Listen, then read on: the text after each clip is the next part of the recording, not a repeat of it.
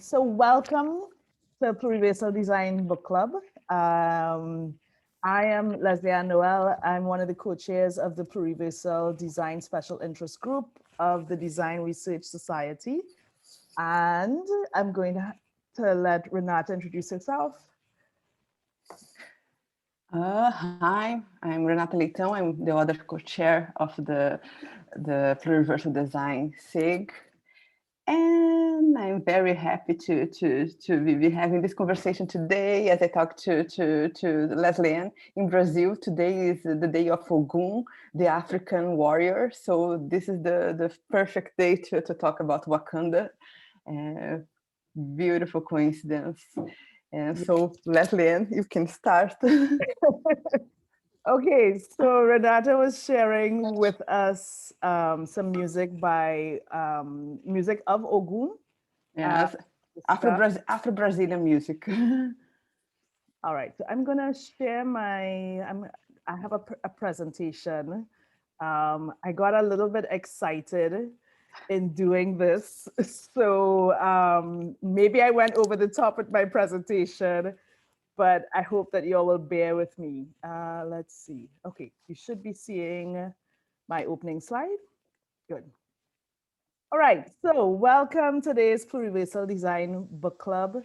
And today is the first day that we're shifting our focus, and we'll be doing this over the next few weeks, to authors of the African diaspora. And so we started off, I actually considered several books for this edition of the Pluriversal Design Book Club. And so I wanted to share these with you.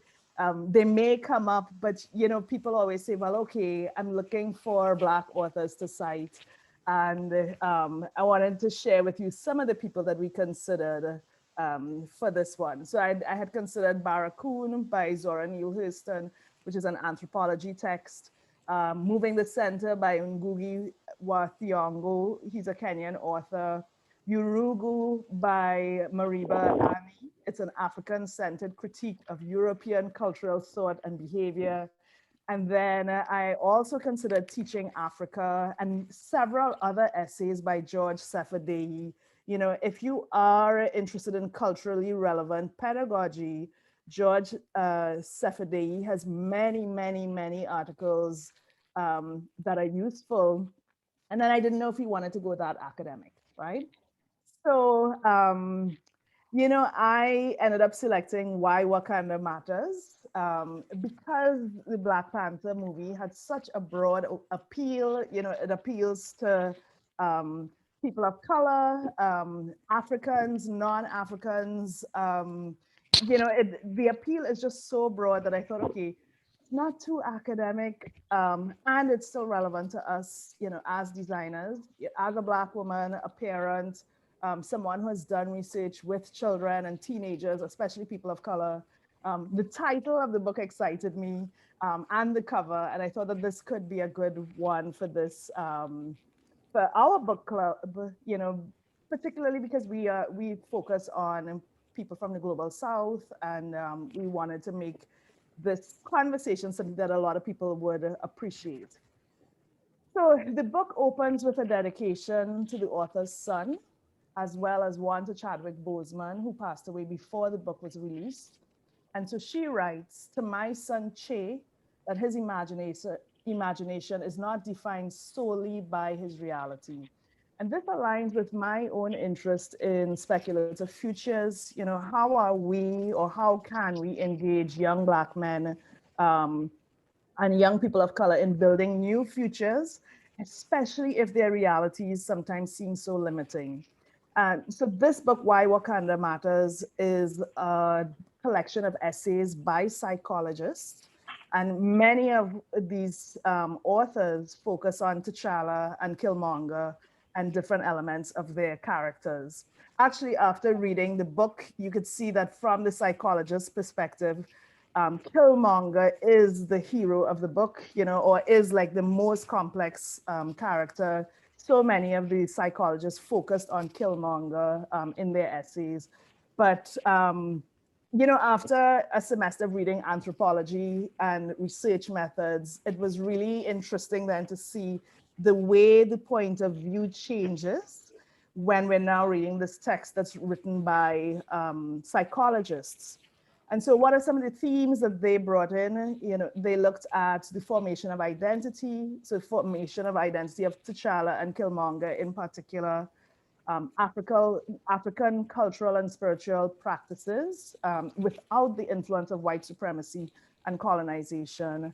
And then, so this book, I'm going to share a few more of the themes as we go along, but this book brought me back to a place of thinking of design, not only about making things, but also about building worlds or design to support the formation of identity or for pedagogical uses or to support psychological development. So it's interesting that psychologists now make us think or made me think of different ways that we could use design.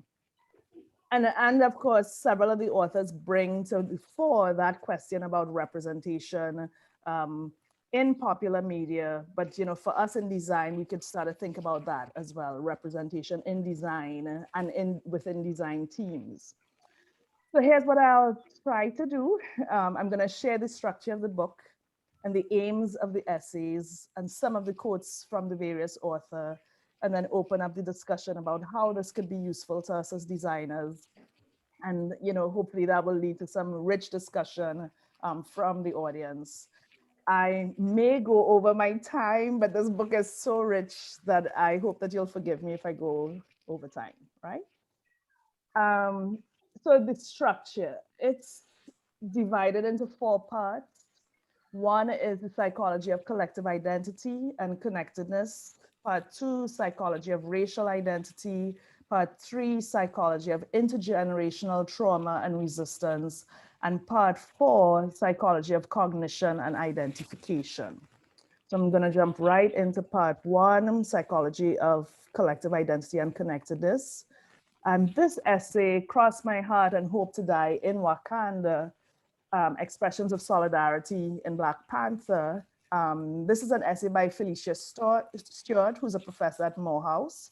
And she contends that the success of the movie Black Panther has created a shared fantasy as a means for audience members to engage in acts of psychological connectedness.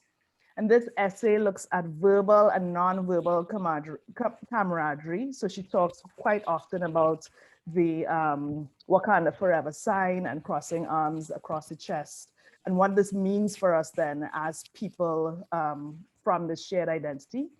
And then one quote from this essay is that Wakanda is a utopic Afrofuturist rendering of the rich tapestry of African history and culture that offers a welcome contrast to our current reality, offering a sense of hope for a better world. So I just gave you a little taste, and I'm going to go straight into the second essay, The Symbolic, the Real, and the Ladies of Wakanda by Claudia Bucifero. And this essay draws from psychoanalysis and feminist scholarship to discuss why seeing strong, beautiful women of color on the silver screen, such as the female characters that populate Black Panther, can inform our own self-concept. We develop a notion of who we are by considering the groups that we belong to, including categories such as gender, race, and sexual orientation. And the process of identity development involves looking at ourselves in the mirror and identifying both our singularity and our conceptual connection with larger social roles.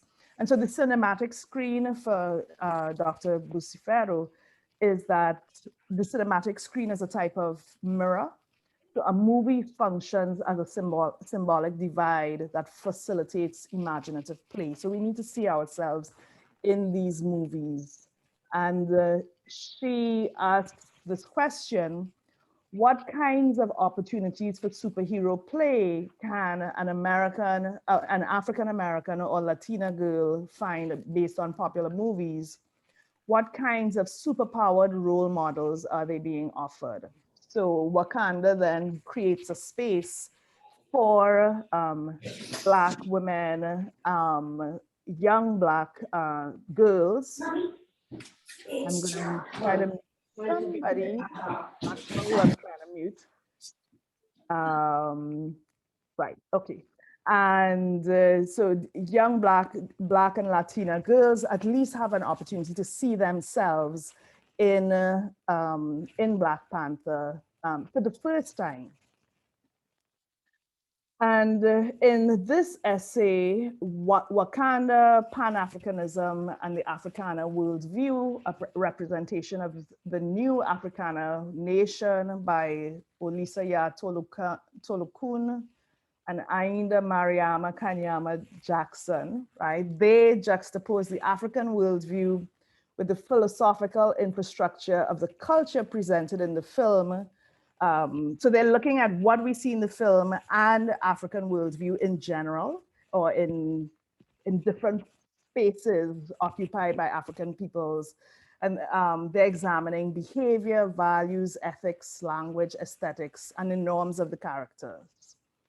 And so they're looking at things like they talk about the primacy and omnipresence of the African spirit, harmony with nature, emphasis on communism. So these are elements of African culture that they are saying that we see throughout the African diaspora. And these you can see within the movie, gender balance and complementarity, respect for elders, reverence for ancestors.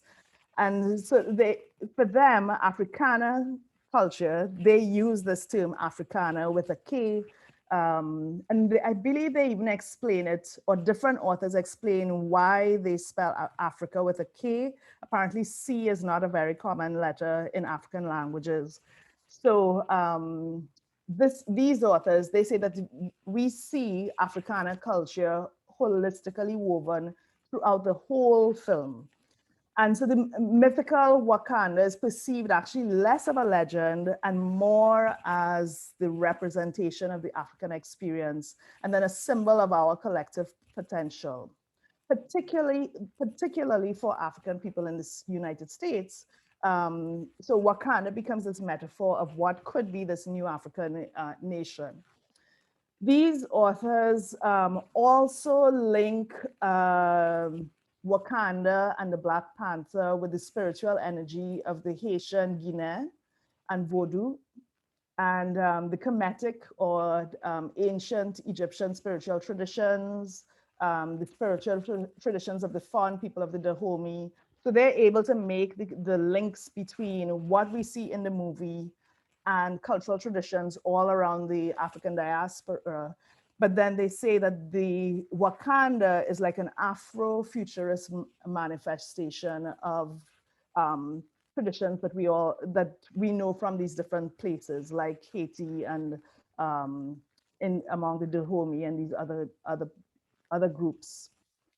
So I'm going to move you all into part 2 very quickly, the psychology of racial identity. And this is where everybody starts to write about Killmonger. And so the first essay is Killmonger and the Wretched of the Earth.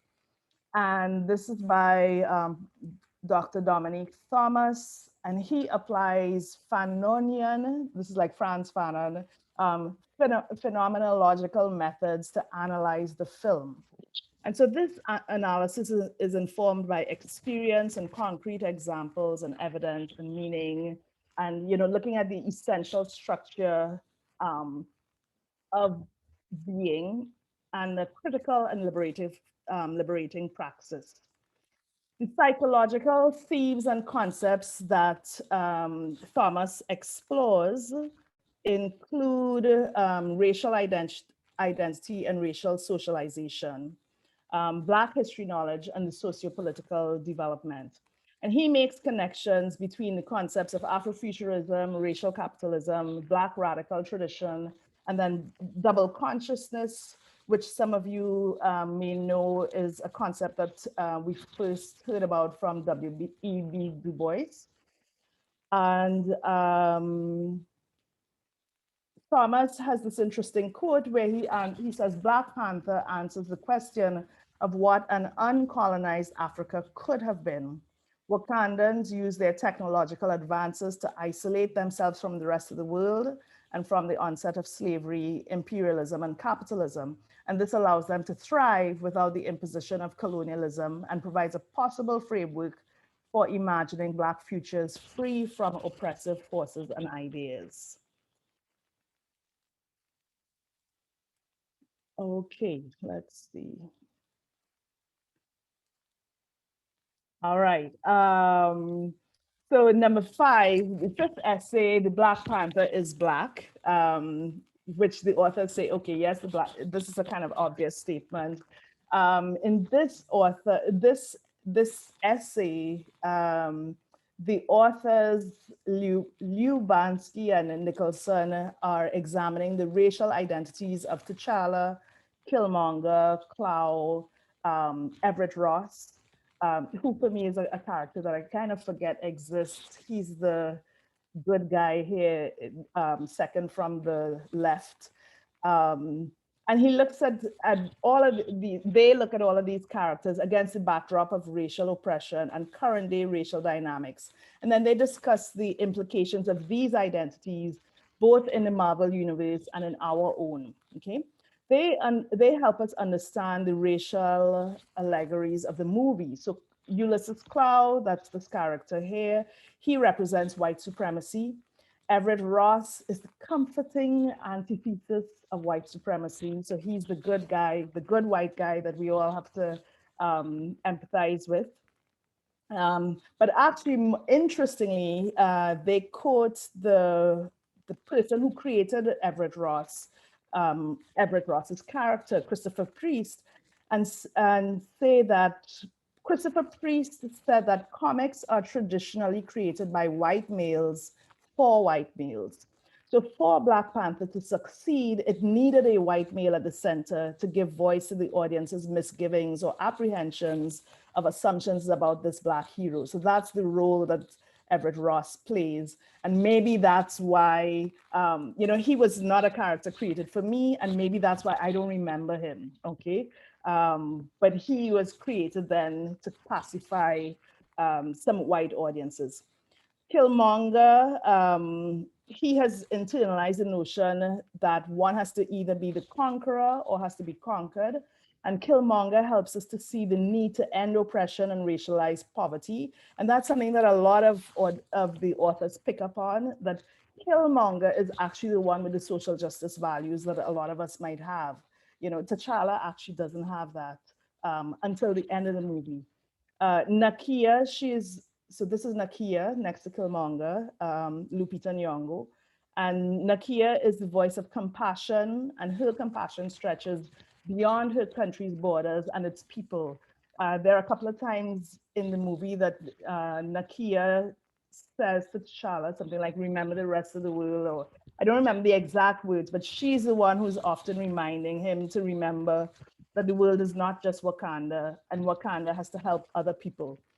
Okoye, she's here next to Lupita Nyong'o. She symbolizes the power and strength of the Wakandan nation.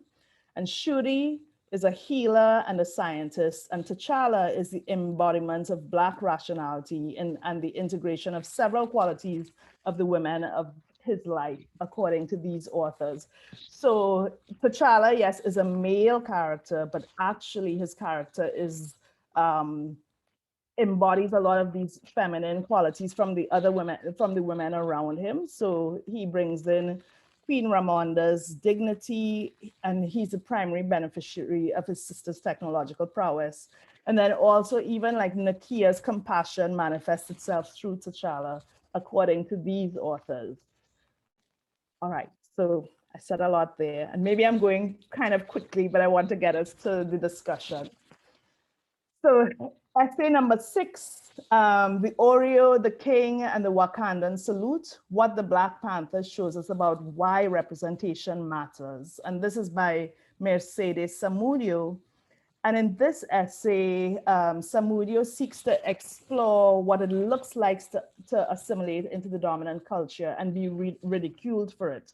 So she is drawing from her own personal experience. She says that she was a nerd as a teenager, and she tells some interesting stories about her trying to, I think she grew up in the grunge era, so maybe in the 90s, and her trying to wear all of that nerd in quotes identity and then being ridiculed for it because it wasn't compatible with what people thought was Black identity. So she explores that quite a lot in the book. There's one interesting anecdote that she gives where she refers to the episode where Okoye pulls off the wig. Well, she wears the wig to blend in, and then she pulls it off, and then we see her distaste for the wig. And many of us identify with that scene, and that's in South Korea. And Samudio says that being called an Oreo for not, I'll actually pull it up here. Being called an Oreo for not prescribing to what it meant to be Black enough was a piece of my childhood that placed undue strain on how I embrace my Black identity. Through the various representations in Black Panther, this Oreo herself finally realizes that there is no way to be Black. Instead, we must exist as authentically as we can and show up just as we are. Wakanda shows that Black comes in all shapes, sizes, and expressions. All right, so moving us forward, 7, ritual in Black Panther, the decolonization of African narratives and implications for the reclamation of African spiritual identification and practice. And this essay is by two authors, Chate Omisade Richardson and L. Nzinga Samuel. And they explore spirituality and community, Black community, through the lens of history and the impact of colonization. So Black Panther's portrayal of a culture virtually untouched by white supremacy culture presents a critique of colonialism. And this could be part of the universal appeal of this movie, as so many people in the world try to imagine a world without colonialism and white supremacy.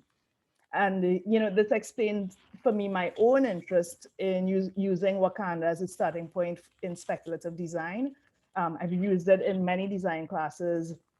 And I guess it is that I am again trying to see, well, okay, how can we redesign these worlds without white supremacy? And I know other people use Wakanda as a starting point in their design classes as well. So Black Panther represents a potential reconnection to African identity without the influence of white supremacy that most of us are affected by. All right, so let me get a quote from there. Richardson says Black Panther became an impetus for reconnection for many people who would never think about Africa in positive terms or have any desire to interact with the continent in any meaningful way. These people felt the invisible pull of tradition and culture connecting them to some positive ancestral origin. So, even if you grew up in a home where you might have received messages of Africa being primitive or where you might have I say if you grew up in a home, but it could be that you're just in a place, not even in your home, where you're getting messages of Africa being negative or primitive or anything like that. Black Panther then gives us an opportunity to reconnect with an Africa that is free of those kinds of messages, negative messages that we might be receiving before. All right, I'm going to take you into part 3 and then part 4, and then see if we could start getting some discussion after that, right? So in part 3, we start talking about the psychology of intergenerational trauma and resistance. And again, we have Killmonger front and center in somebody's essay. So this essay, and this is a really good essay. I'm not going to do this essay justice, but this is one that I recommend for other people to read. So the name of this one is Eric Killmonger and the Psychology of Inner City Trauma. And so in this one, the author actually introduces us to psychology theory and uses the forces and consequences model for us to understand why what were the negative experiences that led to the creation of Killmonger, right? And some of the authors actually move between Killmonger's name, Killmonger, and then Killmonger's Wakanda name, which I didn't know. I mean, I didn't pick up his Wakanda name as I watched the movie, but I guess it's in the movie. I think it's in Jadaka, and so they move between those two names, and even Eric as well, to show how his character develops and changes. And so by the time he becomes Killmonger, he is definitely the villain. But there are other points before society has had this negative impact on him, where they refer to him by other names, either Eric or in Jadaka, to show how it's the society that he lived in that turned him into this character. So Richardson supports our understanding of inner city trauma and show how interpersonal relationships can become stunted for youth who experience inner city trauma because they do not feel as though they can trust anyone. And they learn quickly not to form attachments because anyone can die at any given time. So actually, as I was reading this essay, I was actually able to identify people around me who I know, who I could see, why they have become detached from other people because of the impact of the trauma on their lives. So, the author really explains trauma as a concept and how trauma affects people, so people become disposable. And then people who are impacted by trauma, they detach as a way of self-preservation, okay? So their ability to establish and maintain healthy connections or emotional safety becomes impaired because of their trauma. So let me see. But Richardson uses the forces and consequences model, which is a psychology framework, to analyze the impact of differing forces in both Killmonger and T'Challa's lives. And then it shows us actually that, even though she focuses on the inner city, she also then demonstrates how the inner city creates safe spaces actually from racism for Black and brown people. So, even though we assume that the inner city is this negative space, because at the same time, it actually becomes a safe space where Black and brown people know how to operate without, again, they can operate without the impact of white supremacy. So this, like I said, this one is a really interesting essay. And then she shows the similarity between Nakia and Killmonger, both of whom wants to save people who don't have access to the technology of Wakanda, even though they both operate in different ways. All right. And finally, she acknowledges that Wakanda created Killmonger by abandoning Killmonger, actually, which is something that we have to think about in the movie, that people say, okay, he's the bad guy, but actually the good guys created him because they killed his father and they just left him there. Okay, I'm gonna get through. Ooh, time is going. I'm gonna go a little bit more quickly. So in 9, Black radical thought as pathology in Black Panther. And so in this essay, Athanasopoulos argues that Black Panther actually demonizes Black radical thought through the portrayal of Killmonger, because Killmonger is the person who wants to save the world, and Black Panther turns him into the enemy. And so it argues that the film reinforces respectability politics that are rooted in the monarchy or the monarchical tradition of Wakanda, and that it promotes actually mistrust of Black radicality. And so it actually then serves us, while we think we are all in love with this film is actually not serving us well. So this essay is really interesting because it just turns it all upside down. And the author challenges us to center Black identity and the reality of anti-Blackness um, as we analyze this movie. And he uses Stuart Hall's oppositional reading method and bell hooks, not bell hooks, Bell's notion of racial realism to dislodge the meta-narrative of the Black Panther. So when he talks about oppositional reading, Stuart Hall, who's a he's the father of cultural studies. Stuart Hall created this way of reading works in popular culture where we actually we take a we take an opposite approach to the way that these popular works are read. And so in this essay, the author reads the Black Panther then not as this fantastical movie that we think it is, and it says actually it's not serving us well as Black people. So another one that I recommend that you read.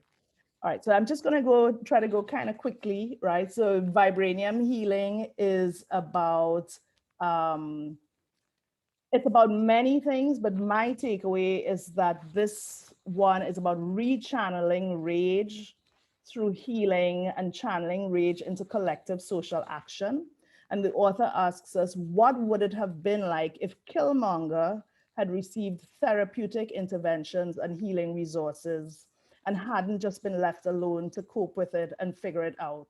What if his options weren't just powerlessness, voicelessness, or rage, that he turned into power, anger, dominance. So, this is a challenge. What if we try to offer healing for somebody like Killmonger instead of turning them into the bad guy? Rodriguez says something interesting. The ability to dream and imagine is an important part of fostering hopefulness, and hope is essential to healing.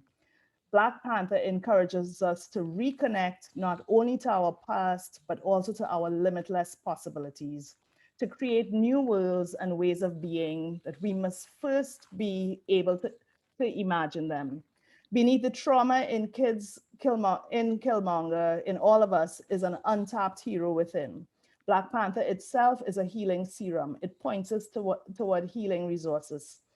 It makes us all want to be a hero and be part of liberation. Okay, in Jadaka and intergenerational trauma, this is a case study of post-traumatic slave syndrome.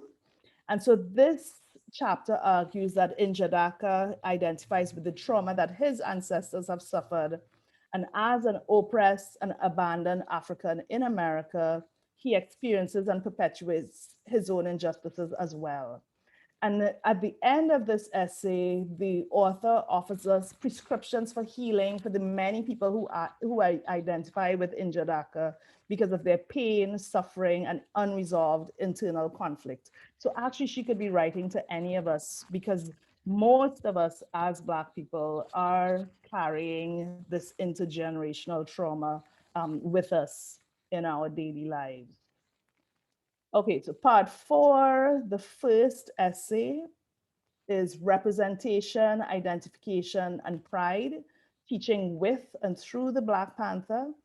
And so in this essay, the author explores how matters of representation, identity, and pride inform how moviegoers relate to Black Panther, not only as art, but as a social phenomenon. And so the author is looking actually then at how the audience interact with the Black Panther, and rather than at the movie itself.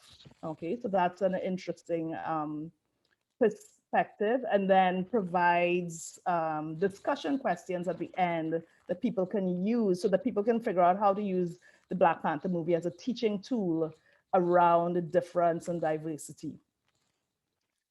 Essay number 13 is identification and decentering whiteness in the Black Panther.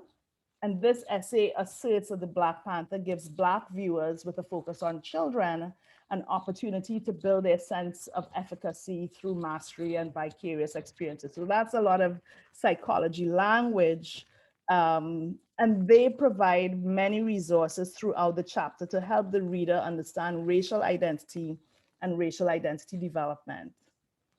And then the last essay, which is by the editor, this applies the psychological framework of cognitive dissonance to examine the influence of psychological discomfort that leads to T'Challa's evolution from a nationalist to a leader willing to take a more humanitarian and globalist approach. So even though I've seen the movie many times, until I read this one, I hadn't really kind of seen the way T'Challa's character change, how it evolved so much throughout the movie. So just like 2 more slides and then some discussion. So how do we use this text and the movie as designers? You know, there are like so many different ways.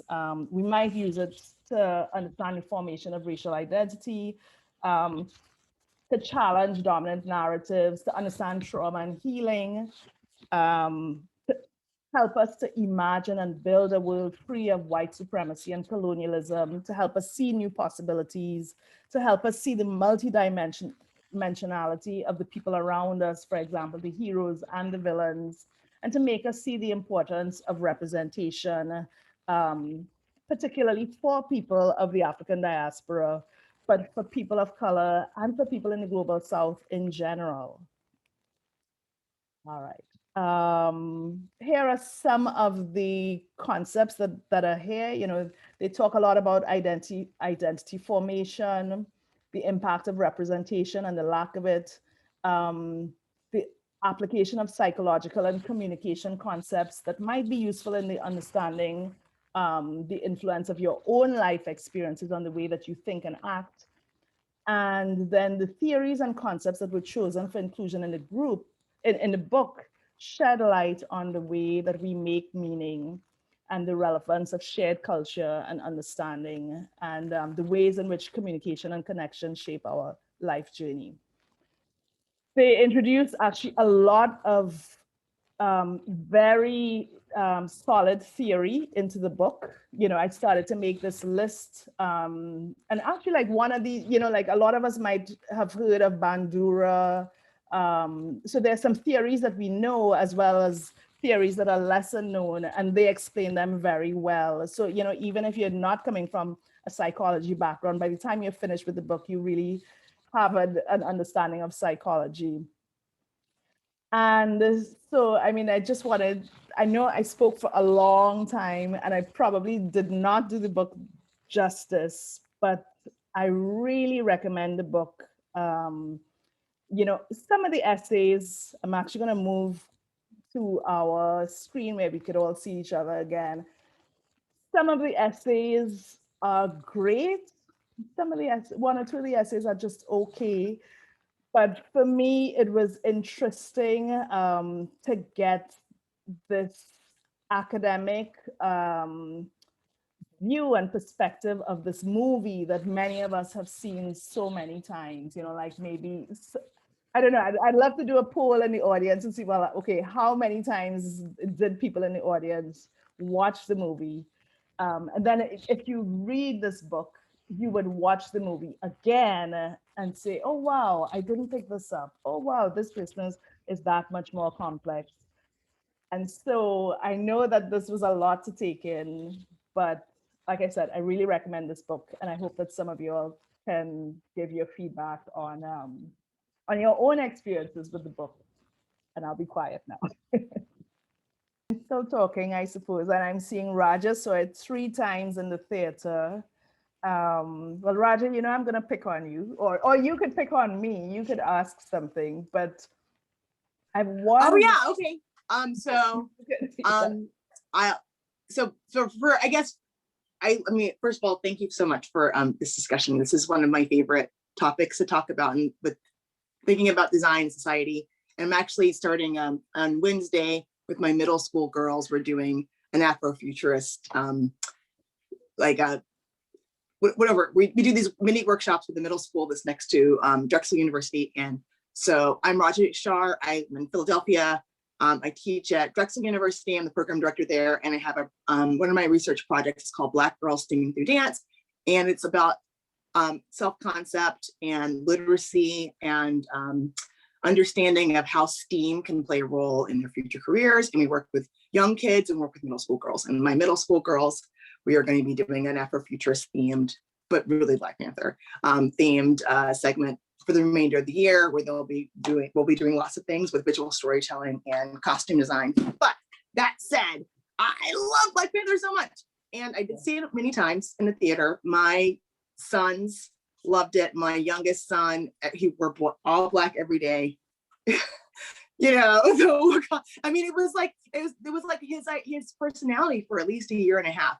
And I think I love there was such a deep dive into also the Killmonger story, because my kids did not leave with Killmonger as the villain. They really did see him as this complex person who was like in pain. And it's really heartening and also kind of frightening to see like young Black boys at the time when the movie came out kind of understand that there was like a torment that was driving what he was doing. But also I think that the way Marvel presented them in the movie really did a great job at making that complexity very palpable. And I think that for people that maybe don't understand that intergenerational trauma or did not grow up around that, it was a really great way to present it. And so then we could talk about all the ways that Wakanda created a Killmonger, but then we could also get excited about this idea of like uncolonized Africa and how, and then parallel that to like what's happened in the Congo in terms of like how people have really robbed from the resources and riches of the continent to sort of advance society in ways that has been really harmful to us. And how that's something that really did happen. It's not the dream of Wakanda could have been. And that's something that to resonate with now, and how can we prevent it from continuing that sort of like oppression and destruction. But yeah, it's a big deal in my house. I remember I skipped my first week of work, the second day of work, to go actually see Ta-Nehisi Coates. He was doing a reading of one of his issues, and I have the signed copy right here. Oh, wow. Yeah. Yeah, you know, like, so because they are psychologists, the authors are psychologists, I guess to me, they bring up things that I didn't either see or know about, like the fact that Michael, my goodness, what is his name? What is Killmonger's real name? Eric. No, his name in real life, Michael B. Jordan. Michael B. Jordan, right? Yeah, Jordan. yeah. But he had to do therapy actually after this role, and so the psychologists talk about this in several essays. I mean, they don't go into depth, but you know, they say, look, even the actor doing this role had to do therapy to recover from this role. To kind of like think about, you know, they talk about that so that we all remember the trauma that so many people are walking around with, and are not, you know, we're not getting therapy for, right? So yeah, I found that they uncovered a lot of the parts of the movie that might have been unlocked then to me. By them using this kind of lens.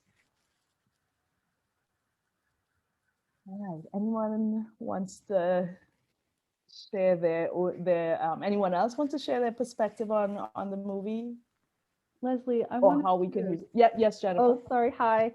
You know, I realize this is a little bit afield from Wakanda, but for some reason you're talking about the psychological piece of it and the ways in which we're robbing our own communities. It kind of is making me think of I May Destroy You, the Michaela Cole series. Yeah, or is it Raja? Yeah. And the idea of an ego death and the way in which healing is so central to the process, and what she has to go through is it is different, and yet somehow I feel that it's connected to this idea of the harm that happens to us is something that we need community to work through, and that we need to work through ourselves to get to what does healing even look like, right? And the meta narrative and the actual narrative of that story is so connected to how do I find myself in the space of all of this chaos that both has been placed onto me, but then I am also absorbing and the chaos I'm putting back out into the world as a result.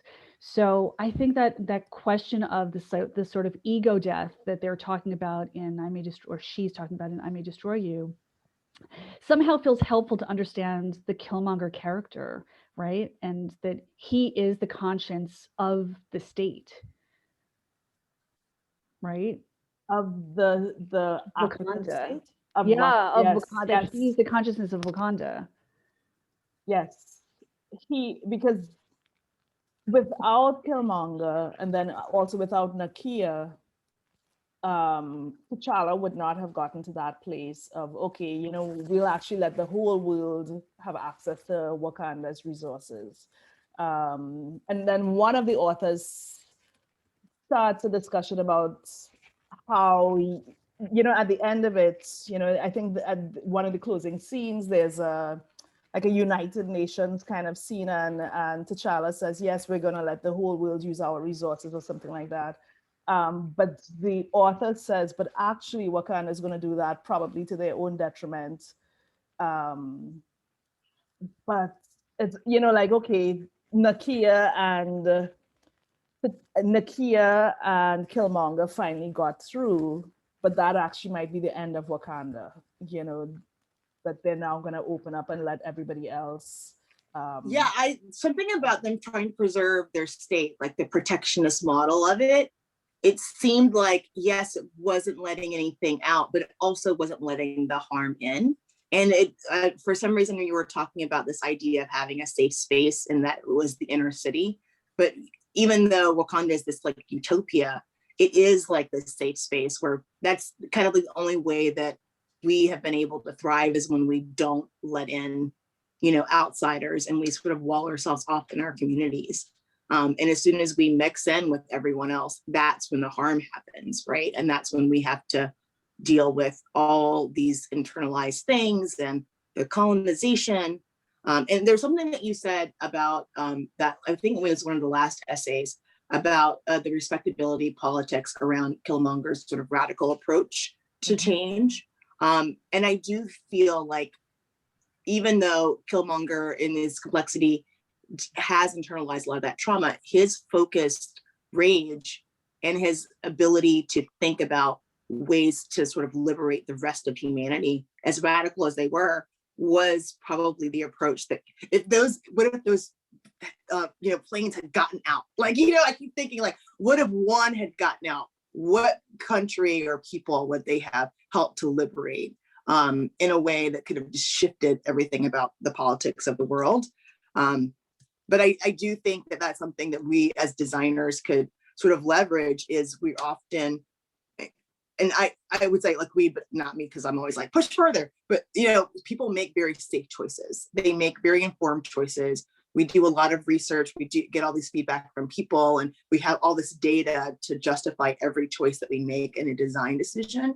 And there seems to be a hesitancy to really, as someone who teaches a speculative design class, like, it's really hard to get people to actually, they'll enjoy it when they see it on screen, but to get them to do it and to feel comfortable in that is really hard. And I do think that it does take this sort of complex internalization of our own identities, plus what's happening in society, to justify why it needs to push so far out of our comfort zone. And I do think it has to do a little bit with respectability politics in society, but also within the field of design as well. Because everything has to be so on point and so measured and accessible, and it's hard to do that and let yourself go. Yes, Renata, I see you. Hi, I was just thinking about the metaphor of opening up Wakanda. isn't it that the pluriverse that we are talking about, that especially because they really had to defend themselves for centuries because the colonialism, the imperialism, that system was so strong and with so much conviction. And now that this world is in crisis, now it's time that, oh my God, maybe Wakanda can open up, because before it would be impossible. So this is a reflection. Isn't that something that it's kind of a metaphor of now we have a world where many other worlds can kind of exist? So that was the link that I started thinking, oh, maybe that's a nice metaphor. That Wakanda's saving us. Well, and actually in that same closing scene at the United Nations, there is a character, maybe like from a European country or North American or whatever, who says kind of like, what can those primitive people do to save us, or something like that. Which when I read it, I thought, oh yeah, I kind of made a similar connection to what you're making, Renata, with maybe then, it's like the people who these other people are saying are primitive, the people who are primitive are not as primitive as people think, and actually have the technology to save us all, perhaps. But not save all, but to save us at least some part of humanity. But it just, so what you consider as primitive, in fact, now that we are going to have like an ecological collapse, it's going to be the advanced. Yes.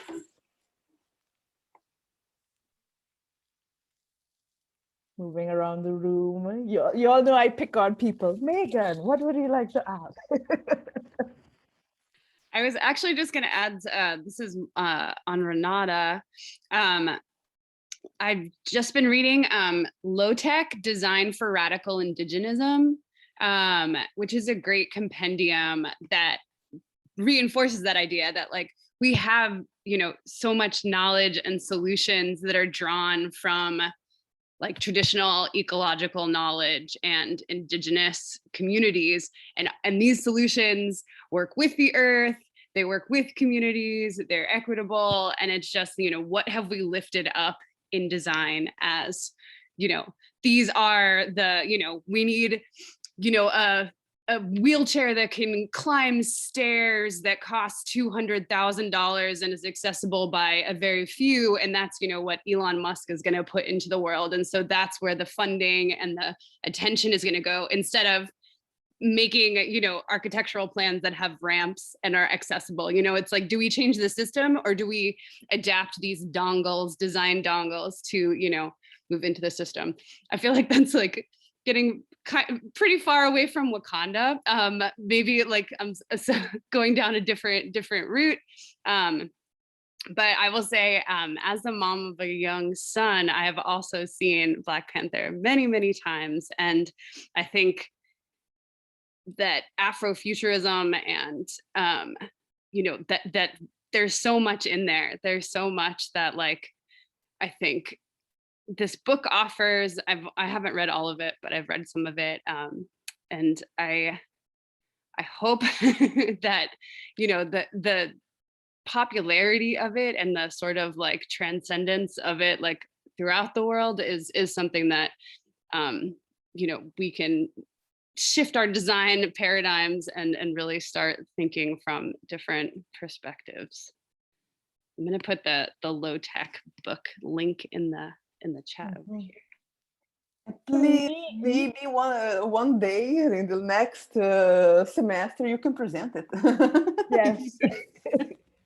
So actually, for me, so Black Panther and Spider-Man Into the Spider-Verse, I believe, came out in the same year. And for me, Spider-Man Into the Spider-Verse is the example that I use when I'm talking about pluriversality, because people ask me, well, what is pluriversality? And I say, think about Spider-Man Into the Spider-Verse. how many versions of the same story did we get in that movie? There were like 5 versions of the same story, or and I think that for me has been like a great way of explaining to people that whole concept of moving away from the idea of universality and towards the pluriversality. And then once I say, oh yeah, Spider-Man into the Spider-Verse, everyone is like, oh, I get it. It's not, there isn't just one story. There are these multiple centers all over the world. And yeah, so actually, so it's not Black Panther for me that is actually the example of the pluriverse. It's this other one, Spider-Man into Spider-Verse. We have like 3 minutes. Anyone wants to jump in and use up our last 3 minutes? I have a question for other people. I know that you, so for me, I do love pop culture because of that whole, I think the phrase that you were talking about is like the screen as a mirror and sort of representation. And I did love the representation of strong women, but I'm interested also as people were watching it, because it was very diverse in its representation, how other people resonated or connected with various characters in the movie. Or in the, if you read the comic book series too. I did not know anything about the Black Panther story. I will confess. My friends just said, and it wasn't even my son, it was my friends' children who just said, okay, we're going to this movie. And I just went along with everybody. I'm like, okay. I mean, I know it's Spider-Man. I don't know this story. I didn't know the comics before. The question I thought you were going to ask was about the representation of women in the movie. Yeah, no, I was like, for me, I was always Shuri. I mean, so I like whenever I watch it, I'm like, oh my gosh, you get to just be a nerdy Black girl, like a smart ass Black girl. You know what I mean? Just do your thing, which is all I ever wanted to do, is just being in a lab, just making fun stuff. But I actually wanted the women I wanted one of the women in the movie to be more complex. Because, okay, we have Killmonger and we have T'Challa, and I don't think that we get close enough to any of the women in the movie, really. I mean, they're portrayed as strong, but I also think that we're still kind of like at arm's length from all of them. So like, as someone who just had no idea of the story behind, I kind of watched the movie and I'm like, okay, so is there any woman that's going to get more complex in this movie? And no, I guess that's the answer. I think that's such a good point. I mean, I was really drawn to all of the women in the film, but I agree that they were either nurturing or just good, right? Like just sort of generally good. And I think that that's problematic. I mean, I have to say I'm always really troubled by our obsession with just beautiful women. I mean, I know everybody wants to look at beautiful women. I totally get it. But it's somewhat exhausting to have to be optimally beautiful in order to be seen or acknowledged. And so you can't just be a scientist, you have to be beautiful and ethereal and a scientist and clever and witty and like all the things. And I realized that she subverts the sassy Black character, but does she? Like, is she, she's still sassy. Like there's still some element of that I think leans a little too hard into the trope, but at the same time, it was powerful to see these women of power. So it's like it nudges, but it didn't. I agree. I think there's still something missing. All right. I know we're at time. I'm gonna